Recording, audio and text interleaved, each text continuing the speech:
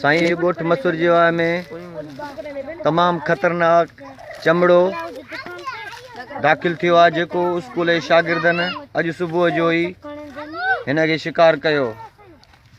हिन चमड़े जे परनि जी ड्रैग जेकी आहे सो 23 इंच आहे ऐं हिन जी जेकी हीअ ज़बान आहे इहा 2.5 इंच आहे ऐं हिन जा कन 1.5 इंच जा आहिनि।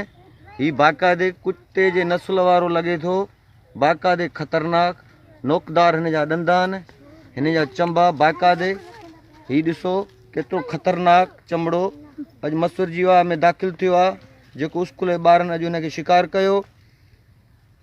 उहो शिकारी असां वटि अॼु मौजूदु आहे, जंहिं ॿुधायो त हीउ हिन खे तमामु मुश्किल सां असां शिकार कयो आहे। 4-5 ॼणनि बाक़ाइदे धक बि हयासीं गिलोलीअ जा, झंग में हुयो, ॿियो हथियार हुयो कोन जेको हिननि छोकिरनि शिकार कयो आहे।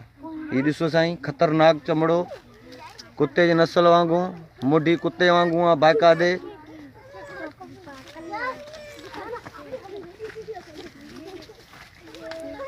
तो शिकार कयो। हाँ साईं, हीउ तव्हां किथां शिकार कयो साईं? साईं वण ते वेठो पोइ तव्हां असांखे गिलोली हणी, असां लाइ त पखी आहे। हा, पोइ ॾिठोसीं त चमड़ो। तव्हां त पोइ हैरान थी विया हूंदो त हेॾी भला थी वियासीं असां। सही सही। पोइ हिन तव्हां असां ॿिया बि गॾु हूंदासीं हमरा।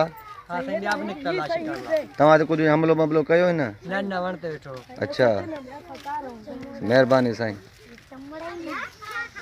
हीउ 4 शिकारी आहिनि ॿिया, जंहिं जेको आहे हीउ शिकार कयो आहे ऐं अचे पंहिंजे स्कूल में पंहिंजे उस्ताद खे ॿुधायो साईं हीउ नुक़सानकार आहे जेको ॿारनि ते हमिलो करे सघियो पिए बाक़ाइदे।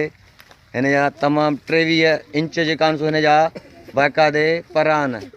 हीउ ॾिसो साईं बाक़ाइदे।